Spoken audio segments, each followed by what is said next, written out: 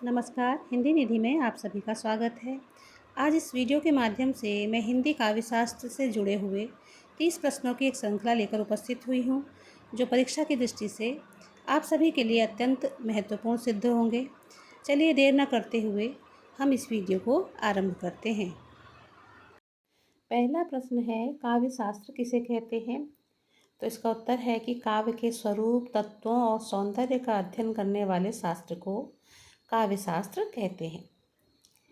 दूसरा प्रश्न है, काव्य के मुख्य अंग कौन कौन से हैं? तो रचनाकार, काव्य और सहृदय। सहृदय का मतलब होता है पाठक अथवा श्रोता। ये तीनों काव्य के मुख्य अंग माने जाते हैं। तीसरा प्रश्न है, ध्वनि नामक काव्य शास्त्रीय सिद्धांत का प्रतिपादन किसने किया था? तो आचार्य आनंदवर्धन ने ध्वनि नामक काव्य शास्त्रीय सिद्धांत का प्रतिपादन किया था। इसके बाद चौथा प्रश्न है, रस सिद्धांत का प्रतिपादन किसने किया? तो रस सिद्धांत का प्रतिपादन भरत मुनि जी ने अपने ग्रंथ नाट्यशास्त्र में किया था। पांचवा प्रश्न, काव्य का प्राण रस है, यह किसका मत है? तो यह मत भरत मुनि जी का है। छठा प्रश्न है, कुल कितने रस माने जाते हैं? तो इसका उत्तर है कि कुल 9 रस माने जाते हैं। सातवां प्रश्न, स्थायी भाव और रस का संबंध किस प्रकार का है? तो इसका उत्तर है कि स्थायी भावों के उद्दीपन से रस की अनुभूति होती है। आठवां प्रश्न है, अलंकार कितने प्रकार के होते हैं?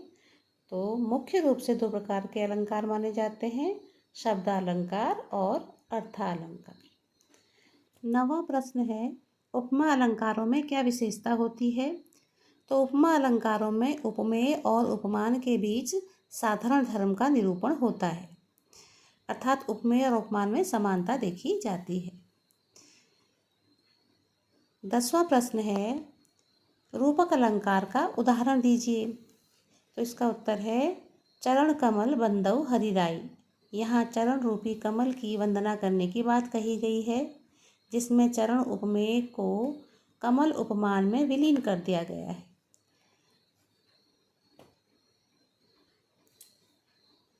11वां प्रश्न है, काव्य के 2 भेद कौन कौन से हैं? तो इसका उत्तर है कि काव्य के 2 भेद हैं, श्रव्य काव्य और दृश्य काव्य। श्रव्य काव्य श्रवणीय और दृश्य काव्य का अर्थ नाटक आदि से है। 12वां प्रश्न, रीति सिद्धांत का प्रतिपादन किसने किया था? तो इसका उत्तर है रीति सिद्धांत का प्रतिपादन वामनाचार्य के द्वारा किया गया था। रीति ही काव्य की आत्मा है, यह किसका कथन है?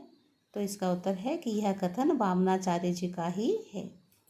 इन्होंने ही रीति सिद्धांत का प्रतिपादन किया था। 14वां प्रश्न है, औचित्य सिद्धांत के प्रतिपादक कौन है? तो औचित्य सिद्धांत के प्रतिपादक हैं क्षेमेंद्र।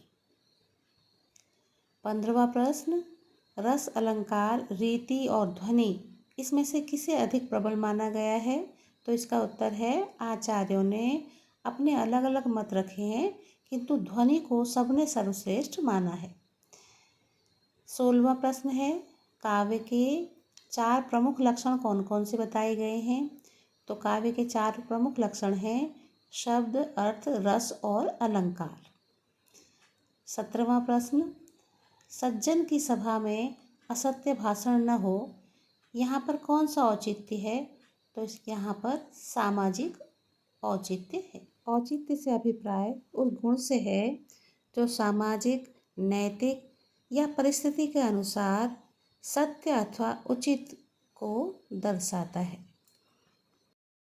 18वां प्रश्न है, रस निष्पत्ति में विभाव, अनुभाव और संचारी भाव की क्या भूमिका है? तो इसका उत्तर है कि ये रस के साधक तत्व हैं, जिनसे रस का संचार होता है। विभाव, अनुभाव और संचारी भाव रस के साधक तत्व हैं। इसके बाद है 19वां प्रश्न, हिंदी काव्य शास्त्र का उद्गम किस भाषा साहित्य से जुड़ा है? तो इसका उत्तर है हिंदी काव्य शास्त्र का उद्गम संस्कृत काव्य शास्त्र से जुड़ा हुआ है। 20वां प्रश्न, रस में श्रृंगार का स्थायी भाव क्या है? तो श्रृंगार, रस में श्रृंगार का स्थायी भाव है रति या प्रेम, जिसे हम कहते हैं। 21वां प्रश्न है, वीर रस का स्थायी भाव कौन सा है? तो वीर रस का स्थायी भाव है उत्साह। 22वां प्रश्न, भयानक रस का स्थायी भाव कौन सा है? तो इसका उत्तर है, भयानक रस का स्थायी भाव है भय। अब आगे 23वां प्रश्न, हास्य रस कितने प्रकार का होता है? तो हास्य रस के 2 प्रकार माने गए हैं, स्मित और हास। स्मित का अर्थ है मंद हास्य और हास का अर्थ है विस्तृत हास्य। 24वां प्रश्न, काव्य का लक्ष्य क्या है? तो इसका उत्तर है, सौंदर्य की अनुभूति कराना और हृदय का परिष्कार करना काव्य के लक्ष्य हैं। 25वां प्रश्न, काव्य में रस की उत्पत्ति किन तत्वों से होती है? इसका उत्तर है, विभाव, अनुभाव और संचारी भावों से काव्य में रस की उत्पत्ति होती है। 26वां प्रश्न है, काव्य में रीति का क्या अर्थ है? तो इसका उत्तर है, काव्य की भाषा शैली या अभिव्यक्ति की पद्धति ही काव्य में रीति कहलाती है। 27वां प्रश्न, हिंदी काव्य शास्त्र में सबसे अधिक प्रभाव किस आचार्य का माना जाता है? तो भरत मुनि और आनंदवर्धन का हिंदी काव्य शास्त्र में सबसे अधिक प्रभाव माना जाता है। 28वां प्रश्न है, रस सिद्धांत और ध्वनि सिद्धांत में क्या अंतर है? तो इसका उत्तर है, रस सिद्धांत भावनात्मक अनुभव पर आधारित है, जबकि ध्वनि सिद्धांत संकेतार्थ और निहितार्थ पर आधारित होता है। 29वां प्रश्न, आधुनिक हिंदी आलोचना किस आधार पर काव्य का मूल्यांकन करती है? तो आधुनिक आलोचना सामाजिक, ऐतिहासिक और सांस्कृतिक परिप्रेक्ष्य में काव्य का मूल्यांकन करती है। 30वां प्रश्न है, काव्य शास्त्र का अंतिम उद्देश्य क्या है?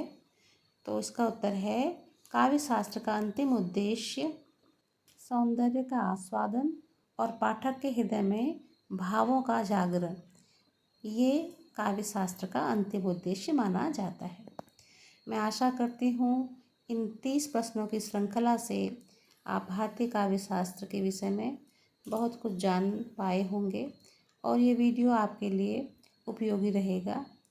अगर ये वीडियो आपको पसंद आता है तो आप इसे लाइक, शेयर और सब्सक्राइब भी कर सकते हैं। वीडियो को अंत तक देखने के लिए बहुत बहुत धन्यवाद।